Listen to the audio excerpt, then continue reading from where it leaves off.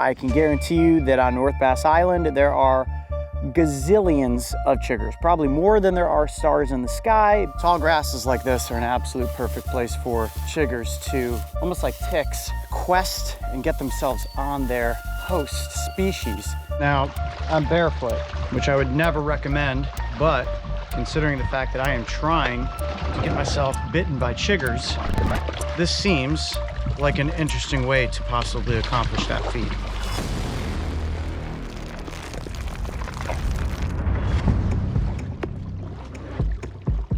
Okay, today is a solo expedition where I'm going to attempt to be eaten alive by chiggers. Now, we'll learn more about chiggers as we embark upon this expedition, but I will be kayaking from Middle Bass to North Bass Island in the hopes of finding a swarm of these microscopic creatures. This is going to be an epic adventure. It will take me roughly an hour and 15 minutes to kayak from Middle Bass to North Bass Island. And then once we make it to North Bass, I will enter the island through Manila Bay. It gives me the entry point to the large marsh. Beautiful morning to be on the water, that's for sure. So what exactly is a chigger? Well, to keep it simple, they are the larva stage of something called a harvest mite. Technically considered arachnids, they belong to the same class as ticks and spiders. But unlike their larger cousins, while in the larva stage, they are so tiny they can't be seen with the human eye and measure 1/50th of an inch or less. Okay, we have made it to the western edge of North Bass Island. I gotta say, the solo expedition filming is not super simple, so I gotta give a big shout out to my main man, Les Stroud, who filmed all those seasons of Survivor Man by himself. Holy cow. Actually, going through all this underbrush might help me get chiggers. Don't treat it falling down right in the middle of this place. There we go. Whoa. Oh, almost lost the GoPro there.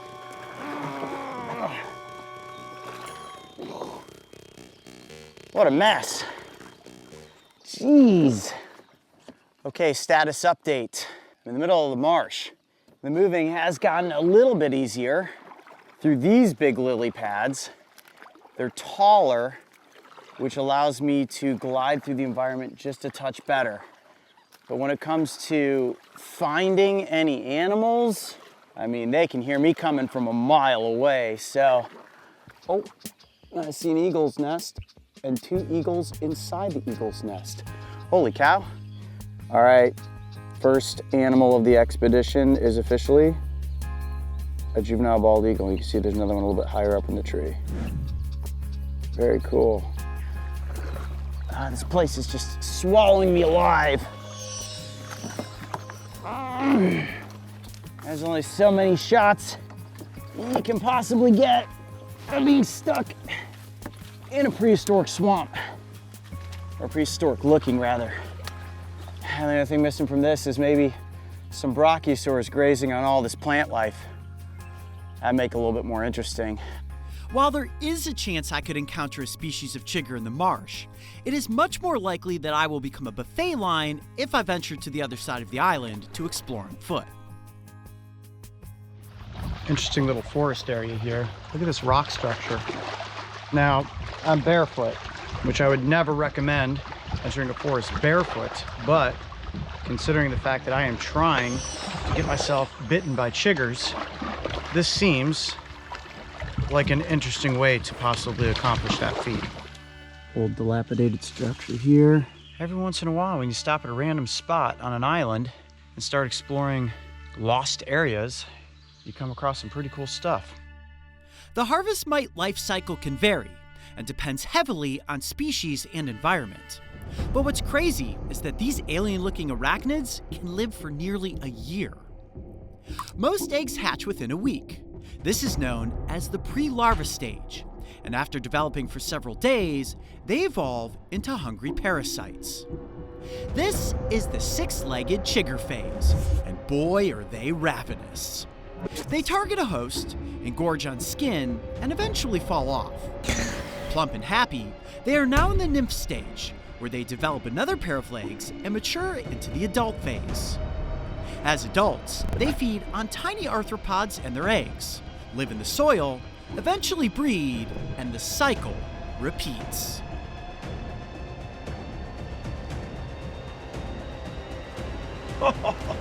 Check out the shoe I just found. That is a Nike Air Foam Posit, worn by Penny Hardaway, my favorite basketball player of all time. That is insane. Any sneakerhead out there knows that this is actually a very expensive shoe to find on the side of an abandoned island. This is the all black edition. I have the blue and the black tiger stripe ones. I'm gonna definitely keep that.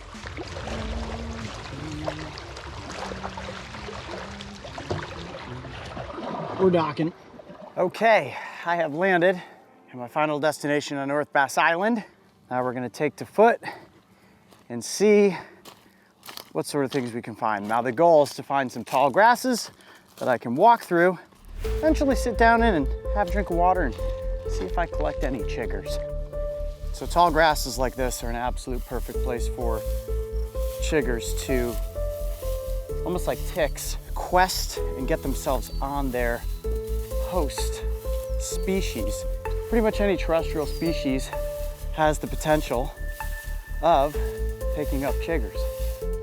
Pretty much got to the end of this run of the field. I'm gonna cut over and go down another trek. It is unbearably hot. Felt a lot better on the water. This looks like another great place to get chiggers. Look at that. Let's walk in here and see what happens. Into the underbrush. Whoa, this is very disorienting. Okay, I've completely been swallowed by grasses that are taller than I am, covered in mayflies. Ugh. I'm just gonna sit here for a few minutes, give any little bugs the opportunity to get on me.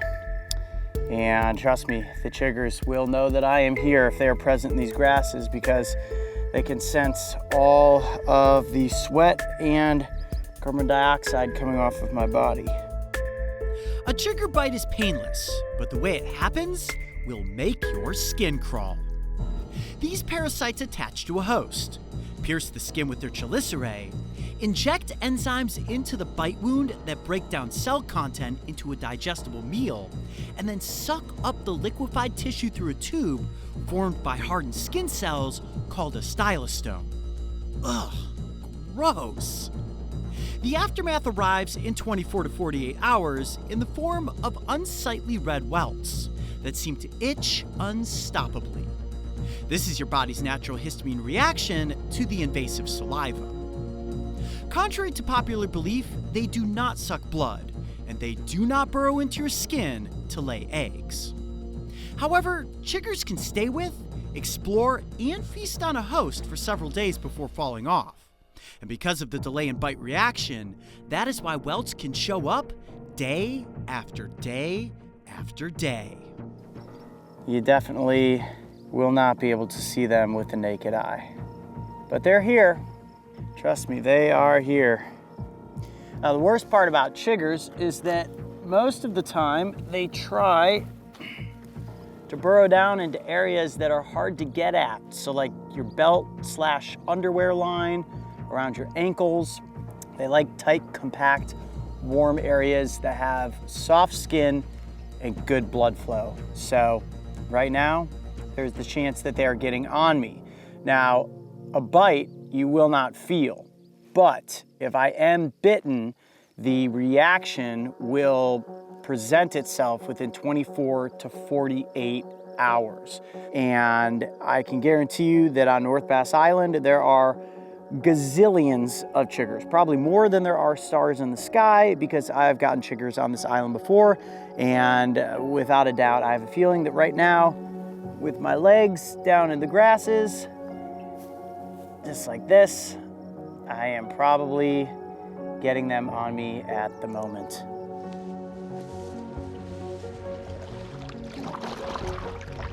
Well, I'm on my way back from North Bass Island. I kayaked all the way around it. I went into the marsh. We scouted the swamp. I found all sorts of treasures, including a Nike Air Foamposite. And with any luck, I am now covered in chiggers. I did my best to find the tallest grasses possible, went into them, sat down, and hopefully they are on my body at this point. All right, guys, stay tuned. We'll see you in the aftermath.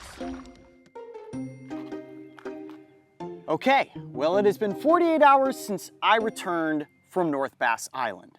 And I've got some good news and some bad news. The good news is that I was successfully eaten alive by chiggers. The bad news is that all the bites are in areas I can't really show you if we want to keep this episode rated PG. Now, I find that the bites become inflamed every time I get out of the shower, and you want to itch and itch and itch and itch them, which is actually the worst thing you can do.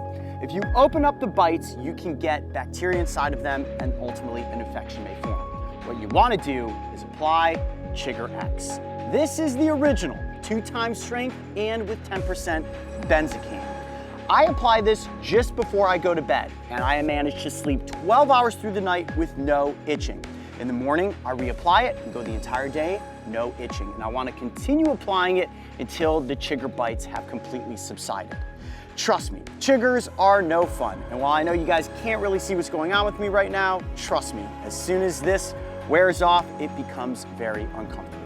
But if you find yourself this summer in the worst case scenario, whether it's at a backyard picnic or exploring an abandoned island and you manage to get eaten alive by chiggers, Chigger X is the one thing that is going to help alleviate all of that itching. Right now, we are on location at the Costa Rican Amphibian Research Center, one of our favorite places to film in Central America. This location is actually home to a number of different unique plant species, many of which are not even native to Costa Rica.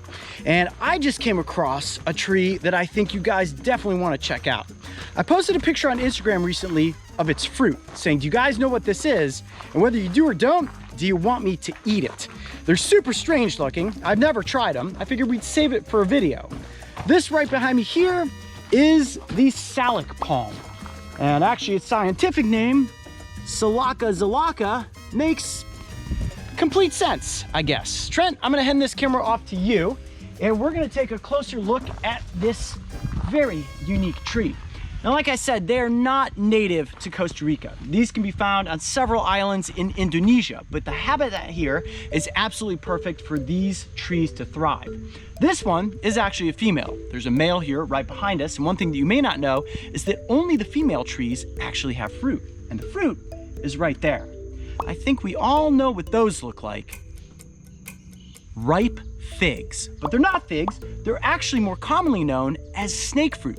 And sometimes this tree is called the snake fruit palm. Now, you'll look at these leaves that all grow right down into the base of the tree. And the first thing you're going to notice as you reach in for one of these delicious round looking fruits is that these leaves are protected with these really long, sharp, and rigid spines. This thing is booby-trapped. If you want to come in and get a quick snack, you better be careful, because if you slam your hand into that, trust me, it's going to be a very unpleasant afternoon.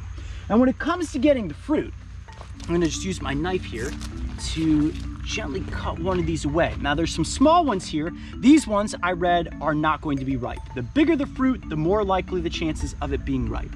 So actually, there's one that's right off of the tree right there. I'm gonna take another one of these big ones right from the back. All right, check those out. Big, fuzzy fruits. And the reason these are called snake fruit is because the outer skin resembles the scales of a snake. And they also have these really sharp, spiky hairs on them. Can you hear that? They're very, very sharp, and it makes it very difficult to get into the fruit if you're an animal. However, if you're human and you have opposable thumbs, all you need to do is pop off a little tip just like that, and you can begin to peel back that rigid, spiky skin. And these actually kind of resemble mamanchinos. We've done a video on those in the past. I know a lot of you called out, no, Coyote, those are rambutan. Well, in Costa Rica, guys, they call them mamanchinos. Skin comes off, and there is the fruit. It almost looks like cloves of garlic. Now, inside the fruit, there can be 2 or 3 pieces, and you can split it apart into 2 unique halves like that. And on the inside, there is an inedible seed, which means you don't want to eat that seed. But let's go ahead and give this a try. It's the first time I am ever tasting snake fruit. It doesn't really smell like anything. Maybe actually a little bit like a potato.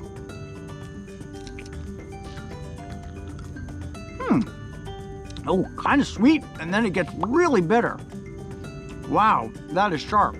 And the texture is kind of like something between a dehydrated apple and a piece of potato. It's really not bad though. And the more you chew it, the juicier it gets. But what I'm finding is that as the juice squeezes out of it, the fruit actually kind of dries out your mouth. It's actually really starchy. Kind of gross. But there's what the fruit's like chewed up. Kind of looks like a mushy paste of potato or dehydrated apple.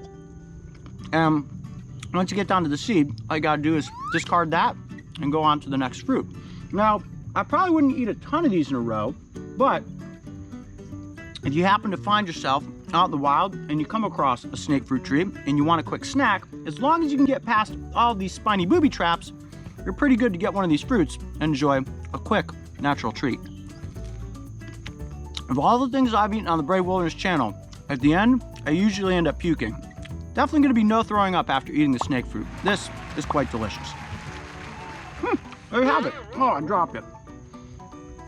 A little wilderness snack here on the Brave Wilderness channel. Hopefully you guys enjoyed this behind the scenes episode. Now it's time to go out and find some animals. All right guys, so right now we're on location in Darwin, Australia, and we're trying to make a video for the Brave Wilderness Adventure Kit. This is the Reptiles and Amphibians edition, and our goal is to get a frilled dragon to sit on top of it and flare out its frill. There's a big one on the back side of this tree, and with any luck, I'm gonna be able to catch it and place it on top. We're gonna try to do this in a single take. Here we go. Got Mario over here scouting for me. Keep an eye peeled, let me know the height of the lizard. Now, the strategy here is all about sneaking up to the trunk of the tree. I'll look to Mario, he'll give me the signal as to how high it is, and then I jump, swing my arm around the side, and make the catch.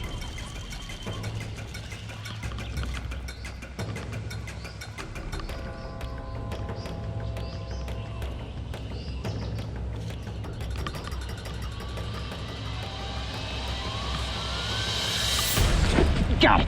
Whoa, look at that. That is a big boy. That is a big dragon. Look at the size of that lizard.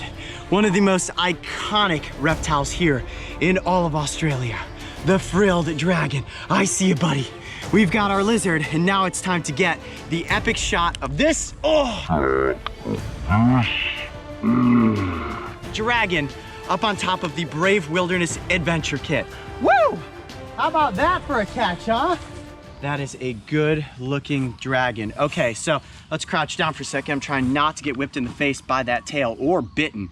They have really sharp teeth. And I was bitten the other day, it was not fun. What I'm gonna do, Mario, is actually pass the dragon off to you. Yeah. Let's see if we can get it properly wrangled on top of the box. I think maybe that, see that little pocket right there? Sure. Right there. Let's come right up to that. Did you get the catch? Oh yeah. This is awesome. This lizard is the only kind that has a frill like this. This species is the only one that has a frill. They are incredibly prehistoric looking. And you can see that frill is a big defense, basically puffing up saying, okay, you don't want to mess with me. All right, I think this spot right here is probably pretty good. Set the kit down. Let's see, so I'm gonna hand the lizard off to you. Be very careful, very careful. I do not wanna get bitten by this lizard. There we go, you got him? Yep. And you can see on my hand there, I actually was already bitten the other day by one. Trust me, it's not fun. I wanna try to get blue sky if possible. I can lighten up the foreground, no problem. Oh, this will look sweet. If we can get him on top of right there, I can get those blue clouds in the background. Hold on, I gotta move this stick. Okay. Man, this is one of the most challenging parts, getting the lizard to actually balance. Oh, that's cool. I'm just gonna snap these. You guys are gonna stand perfectly still. Yeah, we cannot move. I got a great frame. Oh, good. Ready? Yep. That's it, that's the shot right there. Oh my gosh, this is the coolest shot we could ever get for the Brave Wilderness Adventure Kit. This is perfect. I'm gonna try one in portrait mode. Got it. And that is the frilled dragon. Good snag. All right. Wow. Good job, guys. Well, that's the shot. That's all we needed. A beautiful photograph of a frilled dragon on top of the Brave Wilderness Adventure Kit Reptiles and Amphibians Edition. The last thing to do is let the lizard back up onto the same tree where we caught it and maybe get a cool GoPro shot of it going away. What do you think? Sounds good. All right, let's walk back over to its tree. A great day out here in the park, picking up B-roll shots and finally catching one of these big dragons to get on top of the Brave Wilderness Adventure Kit. All right, ready? Yep. Let's try to get a cool shot of him going up the tree. So I'm gonna let him kind of grip on. And you good? Yep. 1, 2, 3. Oh. Huh, sweet. Dude, Whip the camera and everything. that was awesome. All right. Yeah. This one's mine. Mario. This is mine. No, I want it. Give me that Adventure Kit. If you thought an adult frilled dragon was cool, Oh look at a my hatchling. goodness. I didn't even know you guys found a hatchling. They were hanging out in this tree right underneath our nose, as they say. That is so cute. You know what's better than a baby frilled dragon? What? Oh, 2 baby frilled dragons. 2 baby frilled dragons. Check that out. Oh my gosh, they're so cute. Oh man, Climb right on my finger. twinsies. So Mario, why are we finding babies right now? It's hatching season. Yeah, so at this point they're hanging out in these smaller trees and they like the vegetation that's a little thinner. Since they're smaller, they hang out on the stems and the branches. Are these babies a threat from the adults? Like, would an adult frilled dragon eat the babies? An adult will eat one of these. However, look at that camouflage. We were actually standing underneath this tree for several minutes, and basically I just saw a little bit of movement. I was like, oh, what's that? And it was a little frilly. On our days off, guys, we are always constantly working, and the fact that there are frilled dragons in this park gives us the perfect opportunity to get some of that really good cryptic B-roll that we're always after, and of course the opportunity to pick up a few extra photographs for the memory collection. There you go. Look at that little guy. So little. We are approaching Raccoon Key. This is our destination for the day. About a mile in length, completely uninhabited, which makes this very exciting for myself and the team. Anything's possible. You never know what you're gonna find on an uninhabited island.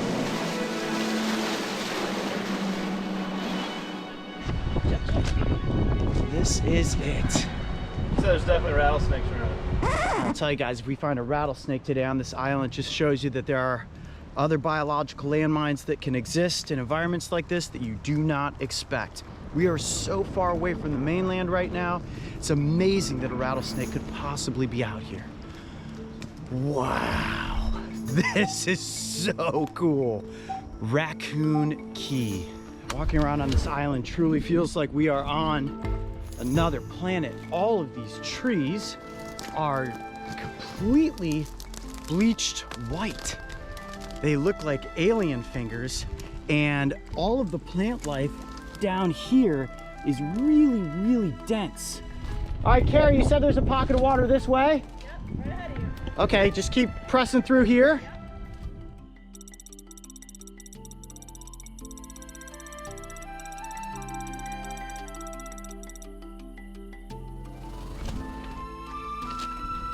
Whoa. Is that all mud out there? Is this on, this is on actual rock? The outside is rock, but it gets really muddy towards the middle, so I wouldn't venture too far out. Now, is this the kind of spot where you might see a crocodile or an alligator? Sure, yeah. Especially on the keys. Okay. I don't see anything at the moment. I'm gonna venture out just a little bit further. Whoa, it is sinky. This is cool. The water's actually really crystal clear. Lots of interesting fish. Oh, I found something neat. I think it's a dead iguana. Here, you hold the camera. This is gonna be It might just be hiding. It might be still alive. Hold on. You got this? So just kind of keep me in frame the whole time. Sure. It's either dead or it's hiding. Tough to tell.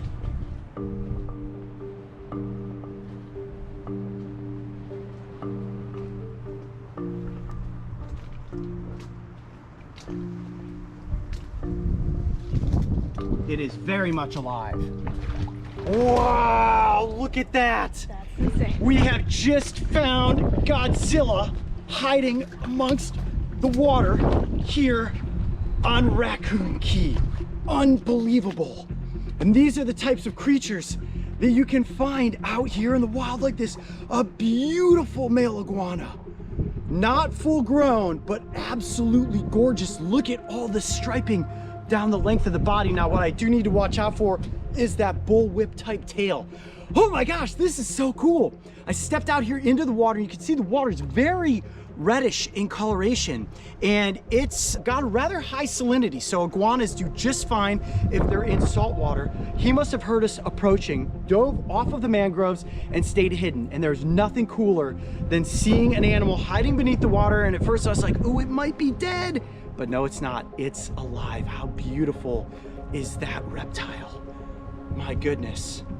And it's amazing because iguanas are excellent swimmers. So for a reptile like this to go from the mainland all the way out to this island, and as you can see, that coloration when you look at his back is absolutely epic. Got little horns up on the nose. That makes the adventure so totally worth it. Searching for mosquitoes, yet we find a beautiful iguana. How cool is that? All right, buddy, there you go.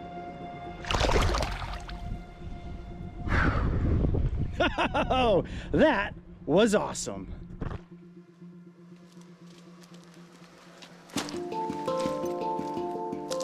I have found another pocket of water. Let's give that a little test real quick. Oh, wow, weird. Oh, that is some gloppy muck. Oh, smells atrocious. High sulfur content. And that is probably due to all of the rotting plant material that falls down from these trees. Got an iguana. This might be the iguana that I caught earlier, or it might be a totally different one. For the sake of this moment, we are going to catch it. Nope, it's definitely a different one. You can see it. It's right down there. I'm gonna make the catch. Got him. Look at that. Oh, another iguana. That is cool. Not the same one that we caught earlier. Iguana number 2. And what these iguanas will do is hide out in all of the mangrove areas, and when they hear something come close, they will jump into the water, bury down, and hide. And I think you're a different iguana. You look smaller than the one we caught previously, but how cool is that? All right, I'm gonna place him down in the water and watch how he swims off. Check this out. Like I said, you never know what you're gonna find. Whoa, slippery. Check this out. Oh, what could have been a crocodilian skull is just a massive piece of driftwood. I got excited for a second. And I come back further into here. I've got a little pocket in the mangroves. Pretty cool, tucked back. Nothing much to report. All right, let's continue moving out in this direction. To give you guys just an idea of where it is that I am. I've gone all the way around that perimeter. Oh, hold on a second. Got something else right here. Another iguana, a bigger iguana. Let me see if I can make this catch. Wow, yeah, this is definitely a different one. Very light coloration. Let me see if I can get it. Now it actually looks a lot bigger.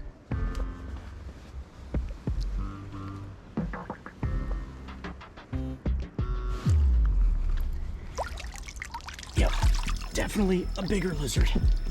Whoa, that is a good sized Godzilla right there. Look at him. Beautiful coloration. Holy mackerel. Look at the dark colors on the head.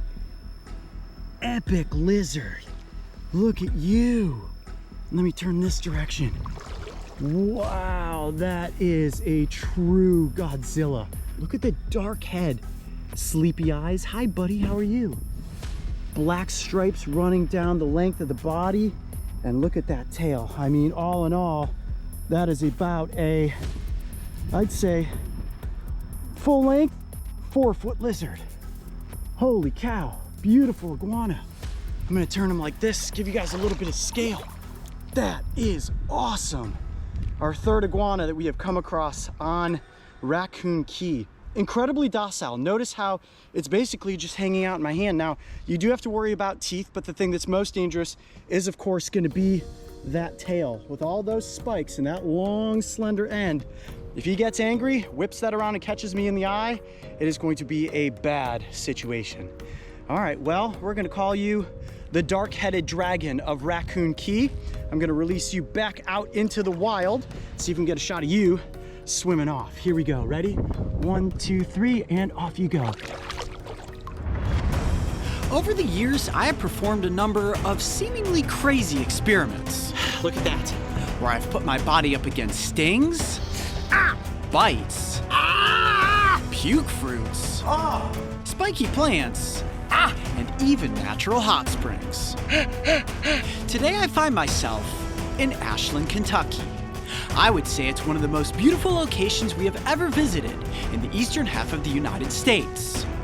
And while I could go on with several poetic lines, cut with epic drone shots, let's get right down to business.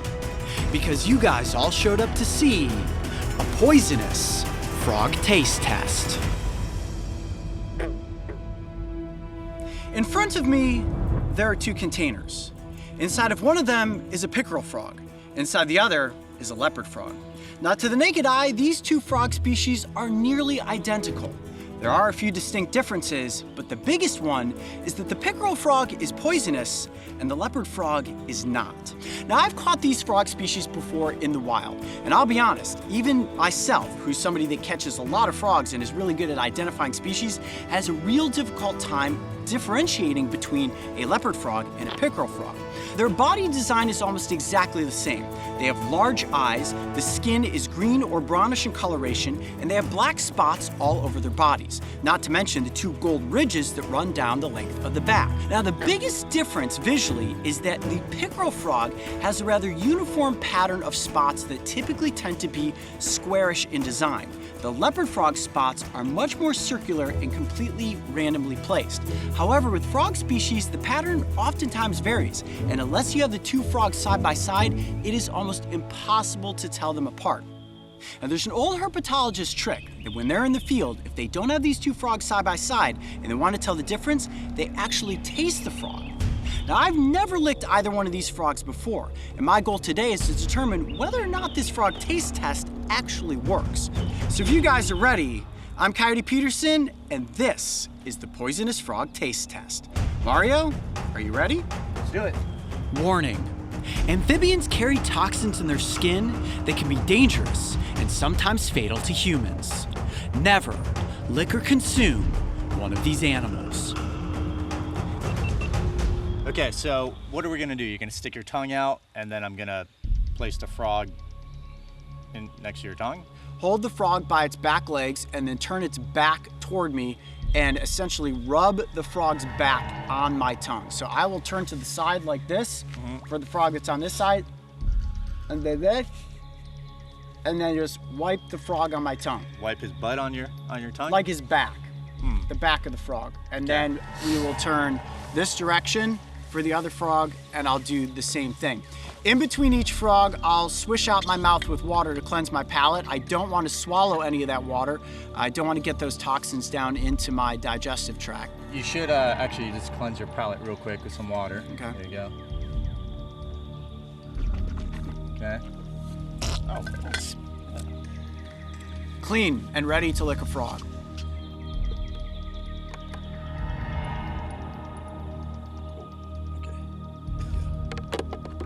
Got one?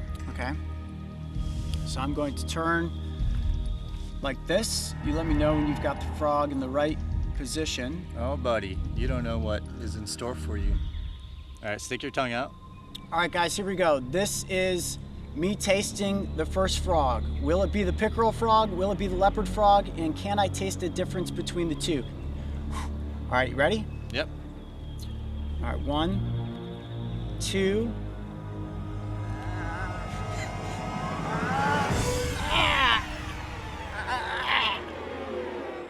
I'm sorry, buddy. It just tastes like slimy. Wet and slimy. I'm not being able to taste anything yet. I do taste a little bit of something. Let me get some water. So I just want to get the frog slime out of my mouth. Here you go.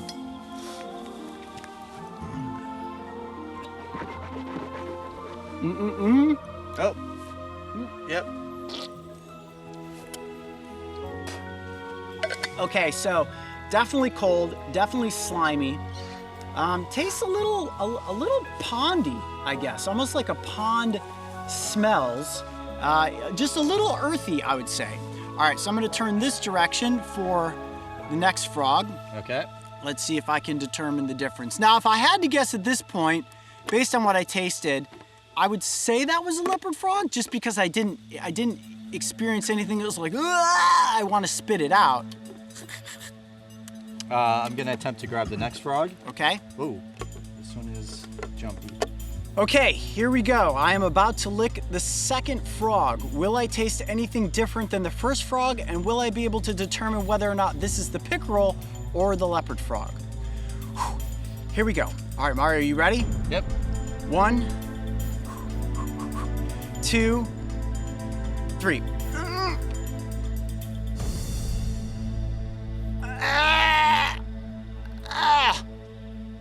Okay.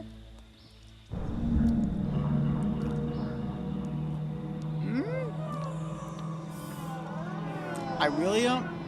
Let me have one more taste. Oh God. I'm sorry, Froggy.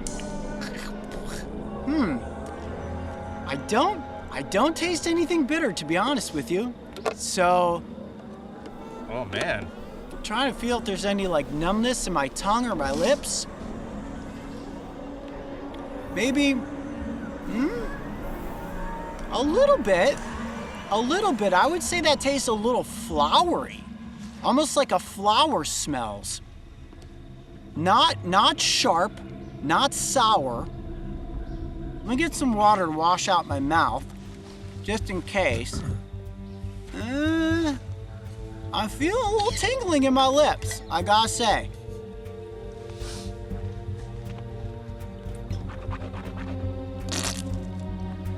Wow, I'm gonna be completely honest, it's hard to tell, but given the fact that my lips do feel a little numb, I'm gonna say that this is the pickerel frog and this is the leopard frog.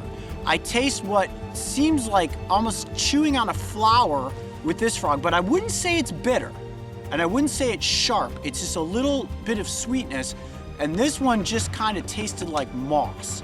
So, I'm gonna take blindfold off. Ooh, something might be happening to my lip. Oh, back to daylight.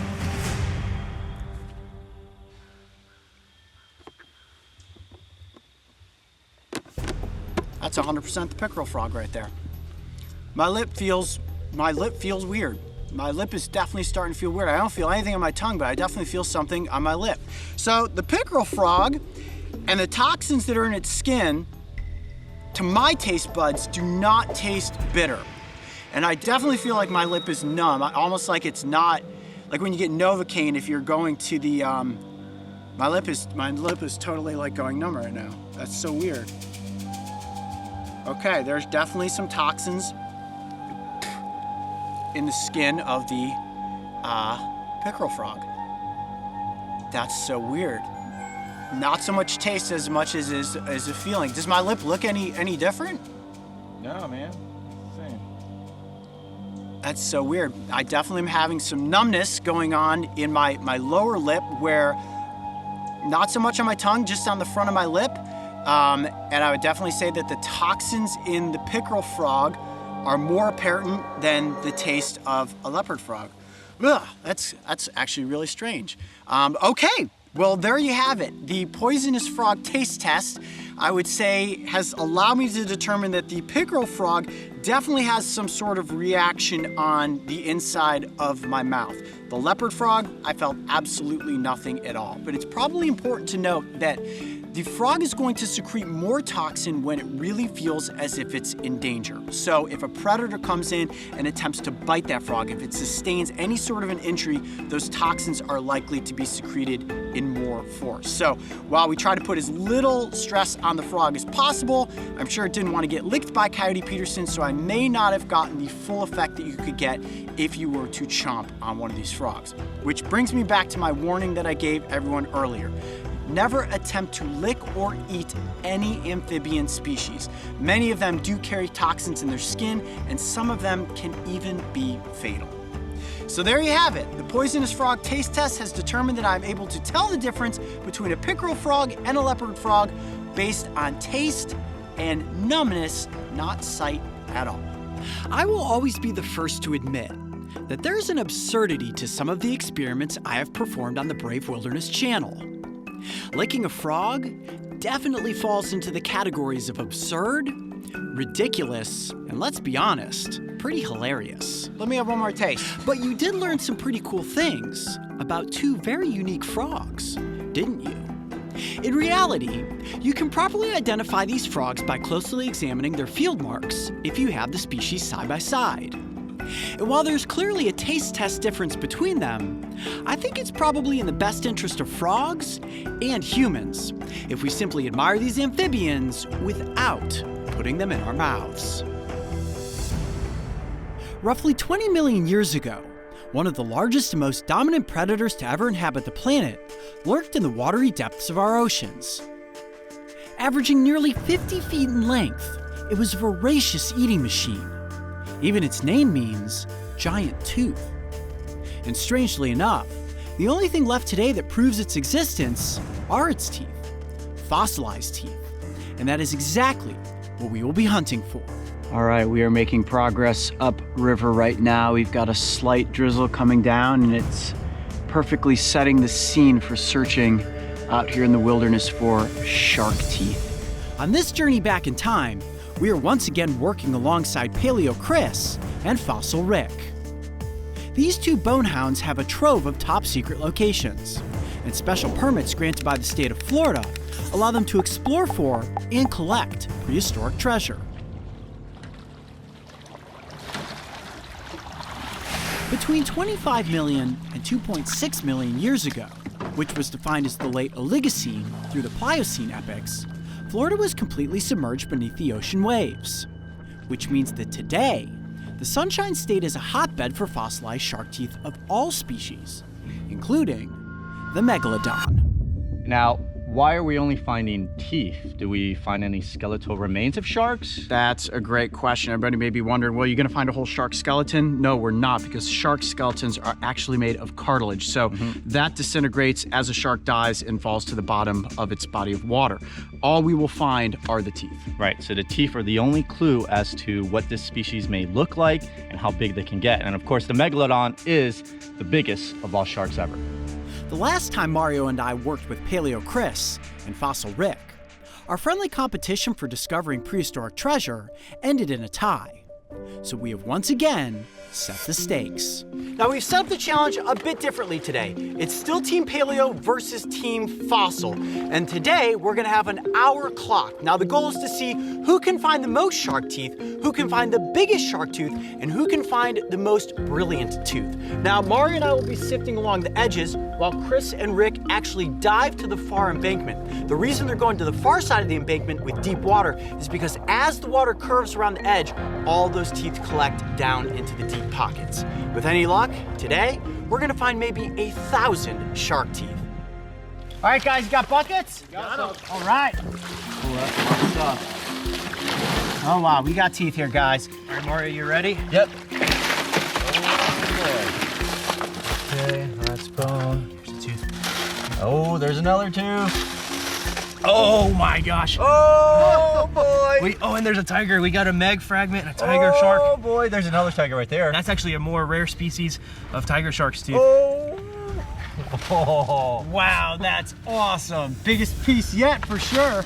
Oh, look at that. Is that a snaggle? So the cool thing about these teeth is the bottom teeth evolve differently. So the bottom teeth are shaped like this to hook into the flesh, and the top teeth are more like blades for sawing. So a pretty deadly combination when you have grippling teeth holding onto it, and the top are just sawing at it. I love those teeth. They're my favorite teeth to find.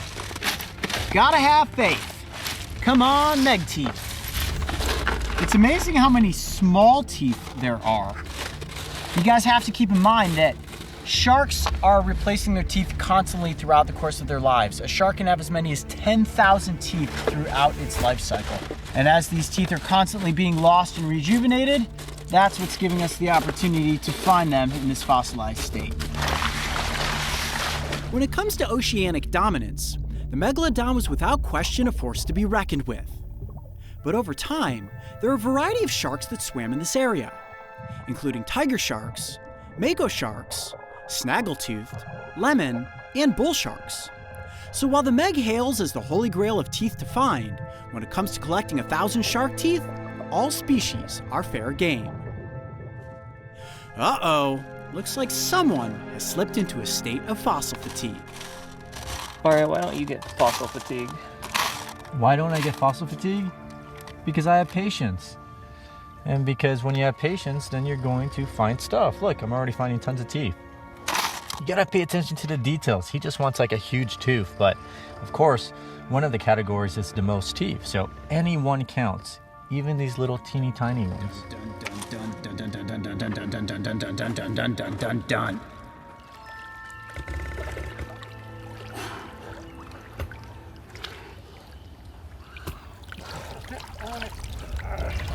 Wow, that is an entire container filled with gravel. We're gonna have to shovel out a scoop at a time. Let's see how many teeth we can find. All right, let's do it. Starting to find the good stuff now. No big Meg teeth yet though. The megalodon teeth can be rather difficult to come across, so gotta just keep searching. I don't know what's on my side there. Oh, sweet snaggletooth shark. That right there, even though it's not huge, could be a contender for best tooth. All right, so Chris and Rick have returned with what we're considering the last 2 buckets. We have 15 minutes until the competition's over. Chris, how you feeling about this bucket? Pretty good, man. Looks Oh good. yeah, look at that. Holy cow, look at that! What? That is a Meg. Holy cow, that is our first big Meg tooth of the day. That is a good tooth right there, my friend. But the clock ticking right now. We're not necessarily going for quantity as much as we are going for size and perfection. Okay. So. Wow, look at that. That's a pretty good one right there. Ooh, that's a crazy tiger shark tooth. Thorough. Oh, look at that. Look at this guy. Okay, That's a nice one. There's a fragment of a man. huge tooth. That's a big one. Holy cow, look at that right there. What? Look at that. Whoa. Holy cow, look at the size of that tooth. Not a perfect tooth, but that's big. That could be contention for... Right there. Oh yeah, another piece there. Wow, you guys did hit the jackpot. Holy cow. Now, I love your guys' enthusiasm. You've been doing this for how long, Rick? I've picked up probably 1 million teeth, but every single one I love getting, man. That's awesome. It's like you guys just have that genuine enthusiasm, even though you've done this for a long time. You've seen many teeth, but it still excites you. I tell you, the competition, oh my. What is that? Chris, I need Paleo Chris over here. Uh-oh. What is this, man? Oh, that's a killer fossil. It's a dolphin tooth. What? It's a extinct species of dolphin. A dolphin You tooth? guys didn't even say we could find dolphin teeth. Oh, man. Holy cow, look at that right there. Look at that tooth. Look at that tooth. That is a Meg tooth. Look at that. Look at that tooth. That may be the best tooth of the day. I guess we'll wait and see. Lots to still go through. Look. Oh, man. Wow, these are gorgeous Mako. Holy Wow. cow. Those Makos are phenomenal. 100% complete, and that Meg is pretty darn good too. All right, Chris, that looks like that's pretty much the end of it. We are just at about 1 hour exactly. All right, guys, that's pretty much it. We've gone just over an hour. That's it. Not finding anything else in this. Should we go take a look at what we've got? Let's do it. All right, so what we're gonna do is spread out all of these teeth on top of a table. 1/2 for Team Paleo, 1/2 for Team Fossil. We'll find out who has the most teeth, who has the biggest tooth, and who has the best looking tooth. Okay. All right, here we go. Team Fossil is gonna count off their piles and then their prize teeth. Other species don't count for this competition. Let's see, 1, 2, 3, 4. That's 400 right there. Those are piles of 100. Okay, 400. 10, 20, 30, 40, 50. Wow, 450. 450. Okay. 1, 2, 3, 4, 5, 6, 7, 8, 9, 10, 60. 1, 2, 3, 4, 5, 6, 7, 8, 9, 10. 470. 470. Okay. That's impressive. We decided to divide ours down into 10. So I'll go 10s up to 101 and you just kind of keep track in case we lose track. Okay, so 10, 20, 30, 40, 50, 60, 70, 80, 91. 10, 20, 30, 40, 50, 60, 70, 80, 92. 10, 20, 30, 40, 50, 60, 70, 80, 93. 10, 20. 320, we're not even gonna come close. 20, 21, 22, 23, 24, 25, 26, 27, 28, 29, 30, 31, 32. 332 to 470. All right. Oh, you guys definitely got the point in quantity. Looks like my fossil fatigue may have burnt us on this one, Chris. Oh no, oh no. Okay, so Team Fossil takes the point on quantity. Now it comes down to size. Who has the biggest tooth? This is gonna be tough to tell. So for you guys, that is definitely a really big tooth, but so is this. Right. We've got more tip, you've got more back. Now when it comes down to the actual length of what that tooth would be, we might have you beat on length, but in weight, so typically, With shark's teeth. with shark's teeth, it is usually almost always measured in length. okay? Okay. You guys got us on weight, not necessarily on length. But still, isn't it the length like from the tip to the root? It is. It is. And they still have us beat, I think, on the length. Got you Okay. on the It's length. close. It's really Okay. Okay, so we're tied 1-1 Okay, again. 1-1. So what we're gonna do now is determine the best tooth by putting our 3 best teeth in the center of the table. I went ahead and I got this little secret pocket right here. I may have been stashing a couple of goodies. What do you mean? What do we have there? That's a pretty good looking tooth. There's Let's see serrations what else on is there. in this pocket. This may have been my best find of the day. That tiger tooth. Okay, so now when it comes to quality of shark teeth, what is it that you look for that determines what is a pristine tooth? You look for how nice the enamel is. You look for if there's any missing serrations, any chips, any damage. Okay. That might be a good size one, but look at that. Yeah, it's got some wear and tear to look it. at this The enamel enamel there. on that's pretty amazing. That's maple smooth. Yeah, that's nice. Well, this would probably be our weakest link. This is your weakest link, so put those 2 up there. Wow, that is a really tough call. We've got them beat in size and serration, but they've got us beat in uniqueness and enamel. You know what I think we need to do? Leave this one up to the audience. Guys, write in the comments section below and tell us which one of these teeth do you think is the best and who wins, Team Paleo or Team Fossil? All right, to break the tie between Team Fossil and Team Paleo, we need you guys to vote. Which tooth is the best? Is it Team Fossil with this tooth? We'll call that number 1. Team Fossil with tooth number 2. Team Paleo with tooth number 3. Or Team Paleo with tooth number 4. Write in the comment section below because you guys are gonna break the tie. Chris, Rick, thank you guys so much for taking us out today to one of your top secret spots. Guys, make sure to check out their YouTube channels. This was so much fun, heading out into the wild to find shark teeth. Woo, man, finding shark teeth is so cool. The largest megalodon tooth ever discovered measured a whopping 7 inches from root to tip. So I'd say we fell a bit short of breaking any records today. But that doesn't mean we didn't have a blast looking for prehistoric treasure. Look at that tooth! Somehow Paleo Chris and Fossil Rick never seem to run out of energy. So to keep up with their adventures, make sure to follow them on social media and stay tuned because our next prehistoric collaboration is already in the works.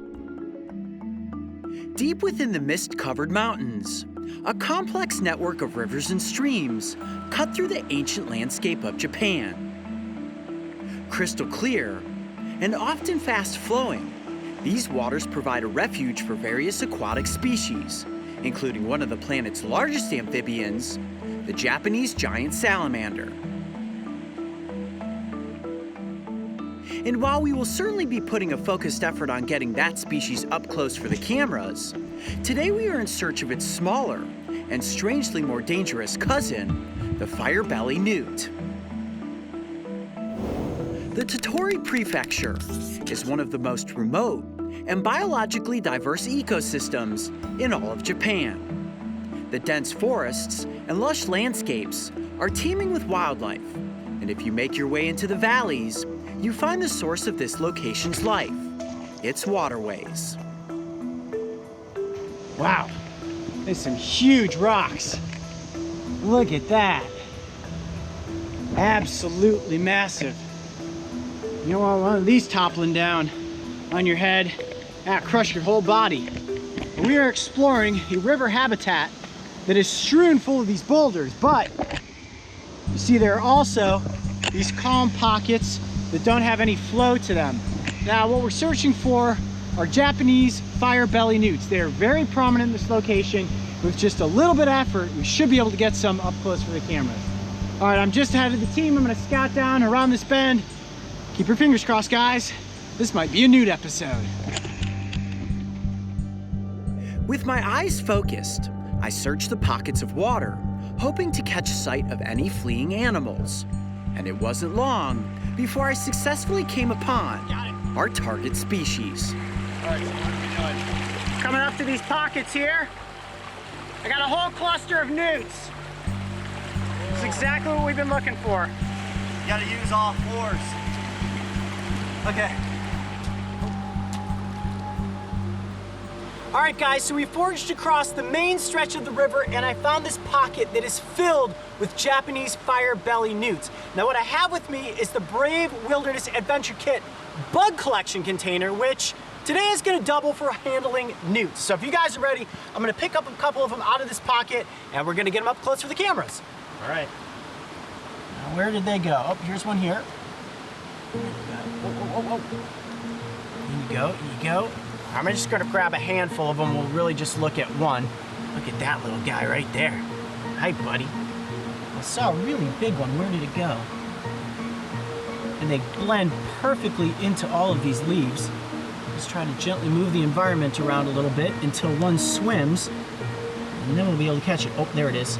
It's right back in the corner right here. You see it? Yeah, shot.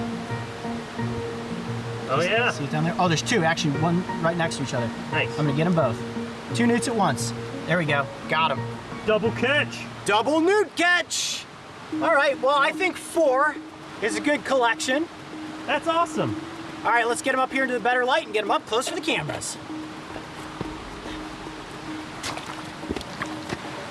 Now, I said it when we walked up and caught these newts, but these are Japanese fire-belly newts. And while they may appear to be adorable, and there's no argument as to whether or not they are, this is one of the most toxic amphibian species in the world. Now, I wanted to collect a few of them out of that little pocket of water.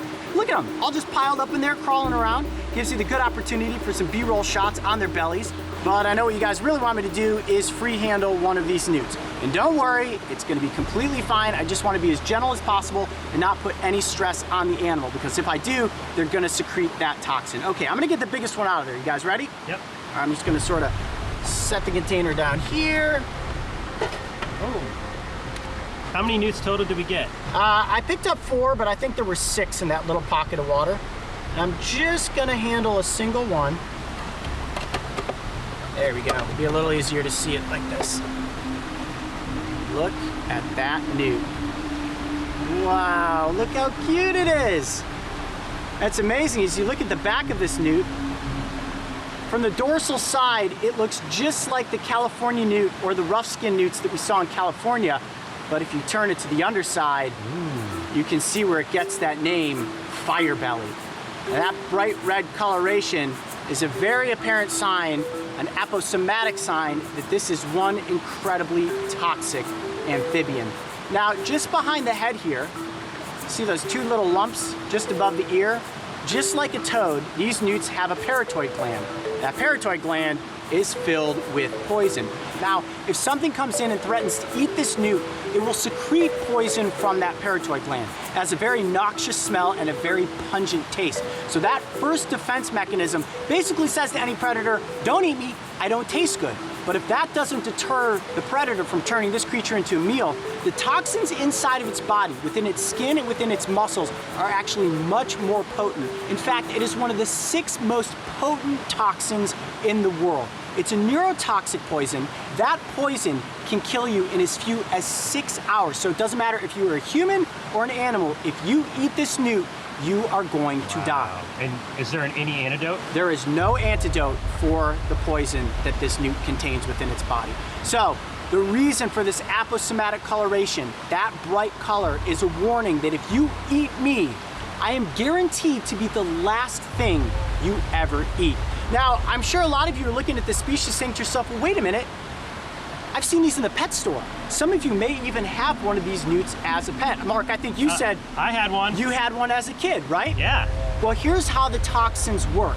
The toxins come from the little insects that they eat. All of that potency has to do with the food that the amphibian consumes within the environment. Once they're in captivity and they're eating captive newt food, those toxins diminish and they are not as potent. Still, even if you have a newt at home, anytime you handle it, you definitely want to wash your hands. You always want to handle it as gently as possible because they usually secrete the toxin when they feel stressed. Now, is that as big as they get? They do get a little bit bigger than this, and the males are larger than the females, so this one is a male. You can see how prominent and lengthy that tail is. Look at that.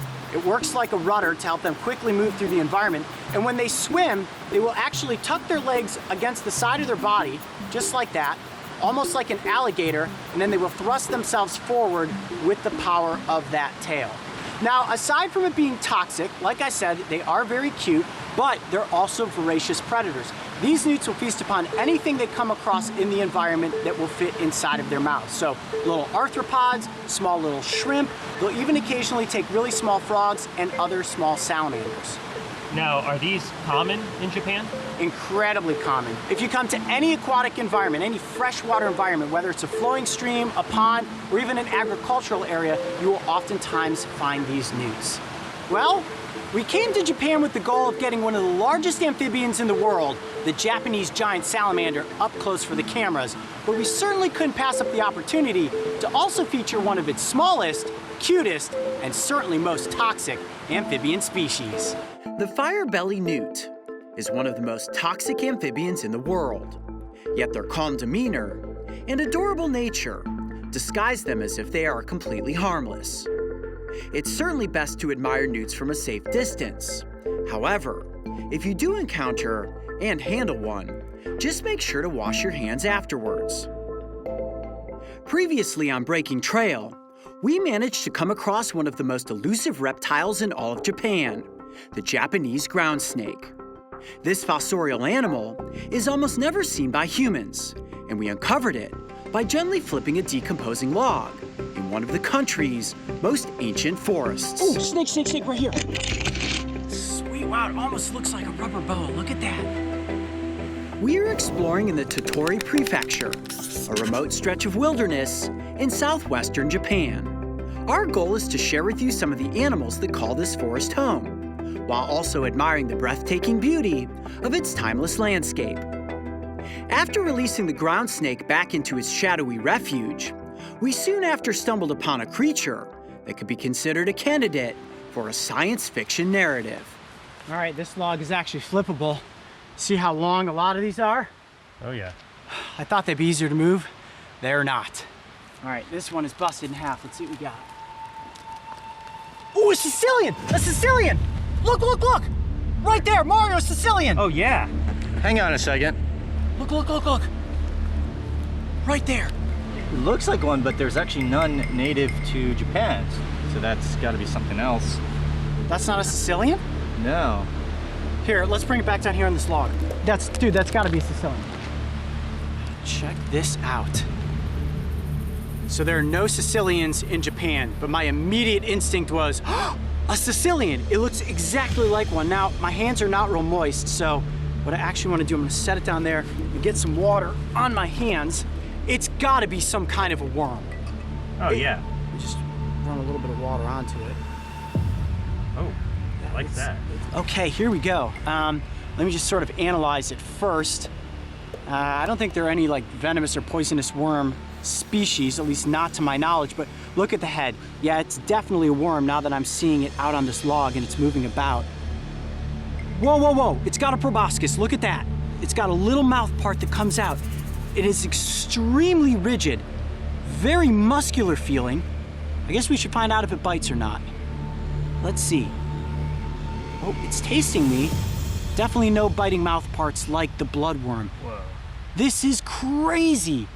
The most bizarre looking worm I ever thought we would have come across. Look at the top of it. It's blue and iridescent. Can you see that if I just slightly angle it in the light? I mean, if you held the Sicilian we found in Costa Rica next to that, it'd be tough to tell. Well, the reason that I thought it was is look at the belly. The underside is very light in coloration and the top is dark, very indicative of something that is fossorial. Keeps it camouflaged from up above, but from underneath, it doesn't need to be dark in color. Now, unlike the earthworms that we see in the United States, there's no distinct middle section to this worm, which is another reason that I thought it was a Sicilian. Look how far it's capable of stretching out. Look at the length of that worm. Whoa. You can actually see inside its belly. You can see whatever it's been eating is inside there. There's a chance this is a predatory worm. A good chance, yeah. I mean, with that proboscis up front, I assume they could be eating small little microorganisms, mites and small ants. It's actually really cool when I place it down on the moss and you can see it, the contrastiness against that green. As we know, worms have no proper skeleton. It's just like one big muscular slinky. And look at that, when I place it down in the moss, it curiously moves from spot to spot, and it's using its mouth to investigate all of this moss. I imagine sensing for chemicals to help it find direction, because from what I can see, it does not have any eyeballs. Now that is definitely the front end, and this is definitely the back end. Wow, look how long it's stretched out now. Crazy, I bet this thing is close to a foot in length when fully extended. Well, Japan is certainly full of all kinds of interesting surprises, and this dense forest ecosystem is so rich with wildlife and a lot of animals that must stay out of the sun. We've got the sun directly overhead right now, and even with it cascading through some of those top branches, everything in here stays completely shaded. Everything is moist. Look at this environment. All the pine needles are completely saturated. The ground is sopping wet. You have all of this moss. It's the perfect place for an alien-looking creature like this to live. Pick it back up here. Let's get one more close look. Come here, buddy. And I noticed there's not a whole lot of slime coming off this worm. No, I mean, I've definitely been getting my hands wet with water just to make sure that I don't suck any of the hydration from its skin, but it is not slimy like the earthworms that we have in the States. Go ahead, Mark, put your hand out there and just feel that worm. Whoa. How about that? Doesn't feel like the earthworms at home, does it? Whoa. Very strong, too, very muscular. It almost feels like it has a bit of a skeleton. Right. It does, but as we know, worms do not have proper skeletons. They also don't have exoskeletons. They're essentially just lengths of internal muscle. And when I laid it down on the log earlier, you could see how it was able to just slink from spot to spot. That segmentation moving just like a slinky. Well, I would definitely say that exploring these deep, dark forests here in Japan have certainly paid off with a number of very cool and bizarre species. On the exterior of our planet, we often see animals that we recognize from the pages of books, images on television, or even in person at our local parks. A whole society of creatures are living and thriving beneath our feet. They are bizarre, alien-like, and often considered living nightmares. But the truth is that these animals, which appear to be from another planet, are more likely to be quiet, skittish, and completely harmless despite their outward appearance. The true oddities of the natural world always seem to captivate us, and it brings the Brave Wilderness team great excitement to share them with all of you. Every year, the bitter cold of winter wraps its icy blanket across the northeastern United States. And with the arrival of snow comes a stark visual change to the landscape that creates an eerie yet beautiful world for adventure. Today we are trekking through the frozen wilderness of Prairie Oaks Metro Park. This diverse ecosystem stretches nearly 500 acres, and its trail systems create a mazeway for exploration in its forests, meadows, lakes, and rivers.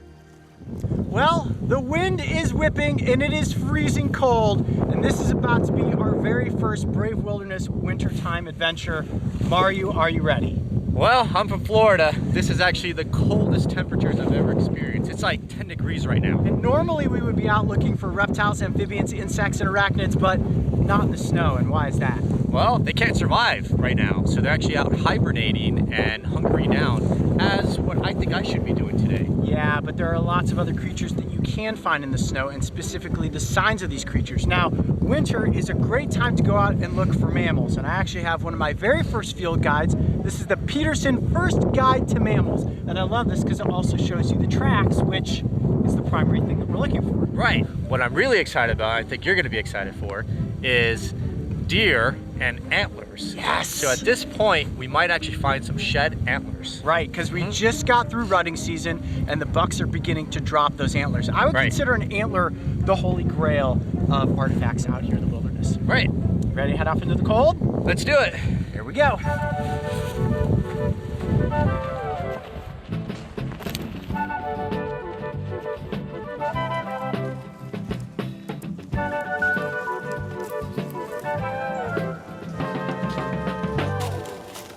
Check this out. Our first tracks right here. Pretty sure that we are looking at red fox tracks. And the reason I'm pretty sure that they're fox tracks is in some of them you can see the little pads and also the claws. So they're too small to be coyote. All right, Mario, actually here's a great one right here. Okay, so I'm on carnivorous dogs. All right, yep, red fox, absolutely without question, that is a fox. So you could see kind of the fur around the pad, so it kind of gives it that shape.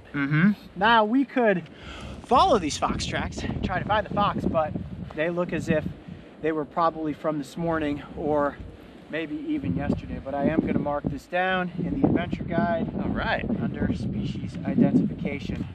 Our first animal of the day, red fox. Whew. Moving on.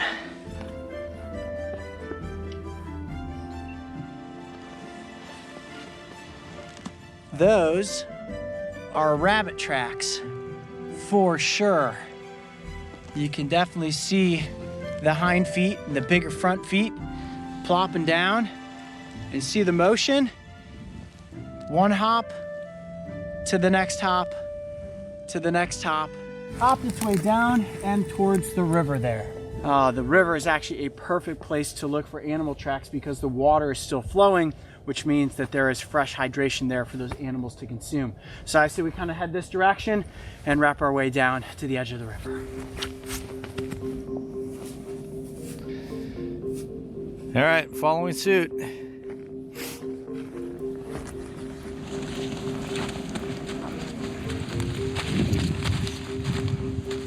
Wow, bird tracks in the snow. Not something you usually think you're gonna find. You can see, looks like right here, it lost its footing and slipped a little bit, likely stepped on this thinner ice and broke through. Wow, bird tracks, cool. Definitely a heron hunting down here by the river's edge. Well, add the great blue heron to the list of creatures that are out hunting today. I think we're gonna have to go downriver a little bit further. Have the entire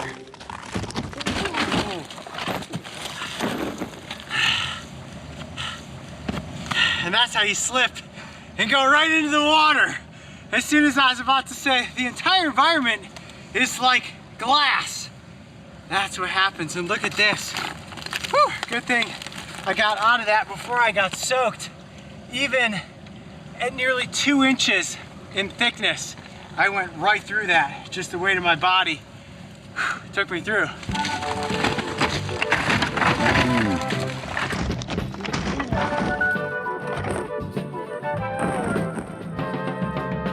Close one, but I'm still dry and we're still moving. Watch your footing. All right, Mario, what are we looking at here? It looks like a snake in the snow. Yes, there's these little like serpentine tunnels, or at least what I think is a tunnel in the snow. Yep. Oh yeah, wow, that. look at that. 100%.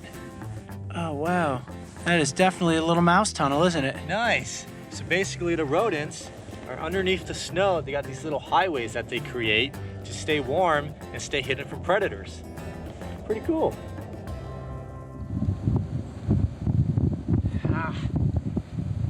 You know what kind of tracks these are? Coyote, 100%, based on the size and the area that they are in. Let me get out the field guide here so I can show you guys. There's Coyote, one of my cousins. And of course then that print, which is about the size of a dog. These tracks are older. I can tell that because there's already snow in them and I cannot see any distinct paw prints, but without question, too big to be a fox. So my guess would be those are coyote tracks. Very cool. All right, we're gonna add that to the list of animal signs we have come across today, in addition to the red fox, the eastern cottontail, and the gray squirrel.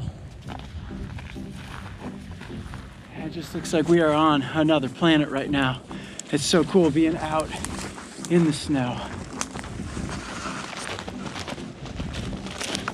Wow, look at this. Oh, you guys know what that is? That is some busy work from a beaver. I don't know what that beaver was thinking, gnawing down this tree. There's no way it was gonna drag it out into the lake, but look at that.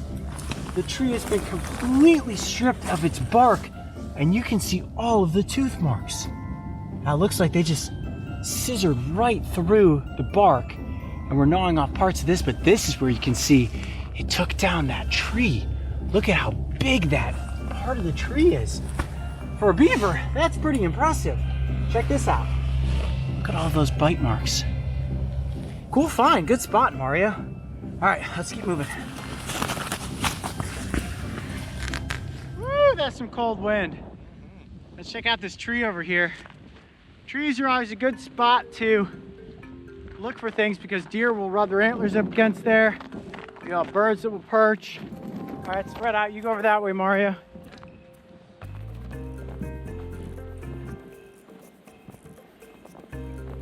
There's a feather, feather, feather, feather. Look at this. Check that out. Oh yeah. Right there. Look at that. Wow, perfectly camouflaged in. Let me set the GoPro up here. Hold that, hold that. Oh man. Set the GoPro up like this to get a secondary shot. That's a nice find. You know what kind of feather that is? Some type of bird of prey. Yep, that's right. That is the primary wing feather of a great horned owl. Nice. A great horned owl are actually pretty tough to tell from red-tailed hawks. It's really this distinct banding that does not cap off at the top as totally black that gives it away as being a great horned owl. Now, great horned owls are really unique because they are silent predators. Right. Why is that, Mario? Well, actually, if you were to look in a microscope at the end of these filaments, you're gonna see these little barbs that channel the wind through and prevent any sound from being created as they flap. Sure, so as a nocturnal predator, a great horned owl would be out in this meadow, likely hunting for something like mice or even rabbits moving around at night, and then being able to be silent, they can swoop in and get their meal.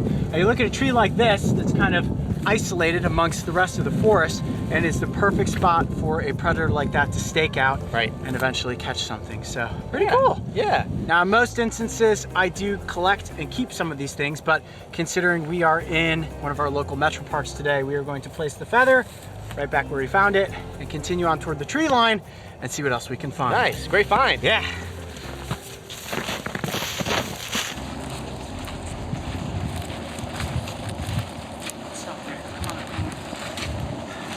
So just on the other side of these trees here, is the river. This is a perfect place to look for mink. I've actually seen mink here in this park before along this section of the river. Have you ever even seen a wild mink before? I have, but in much different conditions, warmer conditions, that's for sure. Yeah, they're a pretty widespread mustelid. And if you guys didn't know, they are related to badgers and wolverines, of course, weasels and skunks. Now we got to work with a mink in captivity once. Steve Crochel's Wildlife Sanctuary, they're very bitey. So if you guys are wondering, Coyote, if you see a mink, are you gonna catch it? Not a chance. Why would we not try to catch a mink? Well, they're probably gonna bite you. Yeah, and very aggressive. And what's interesting about mustelids is they can actually move their bodies around within their skin. And that means you grab it, it's just gonna spin and bite you. But as we get up here, let's walk quietly. Hopefully we'll find some tracks. If we're lucky, we might even spot one. Perfect time of day to see mink. Nice. All right, let's go. Definitely want to always look for mink on fallen tree branches. Mink will always take the path of least resistance. And that's where I always find mink tracks, is usually as they would just be scurrying along the top of a fallen tree. So keep your eyes peeled for that. Mario, let me know if you see any disturbances in the snow on top of logs, and we'll be getting close.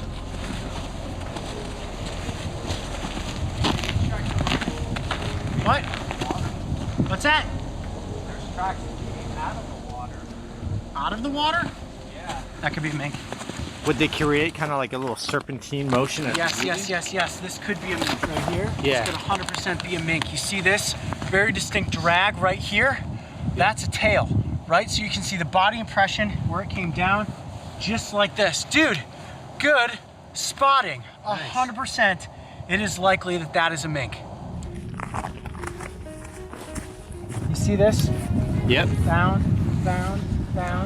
I think this is our mink. Okay, let's keep going this way. We're on a trail. Let's go, guys. All right.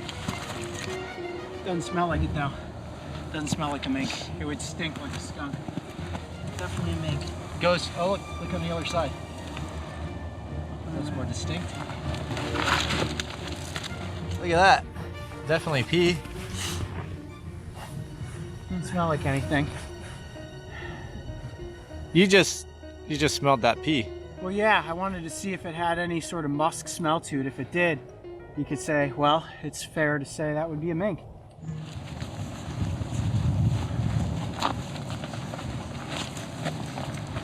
what do you see over there? More ice. No tracks? More ice. No tracks. Not looking good. That was a good effort, though. Yeah. I think we could definitely say they were mink tracks, right? Yeah, without question. Okay. And the thing about members of the weasel family is they're extremely clever. I'm guessing it came down the ice and either went into the water or continued on the ice. Right. You just lost tracks. Yeah. Oh, it's okay. At least we got a glimpse. Yeah. All right, guys. Well, the sun is starting to get low in the sky. Temperature is dropping, so I think it is time to head back to vehicle and call it a day. Yeah, getting a little too cold. Okay, well, keep your eyes peeled. Still good stuff to find. Whew. Look at that. Those are deer tracks right there, for sure. Lots of deer tracks. Yeah, I'm following some tracks right now.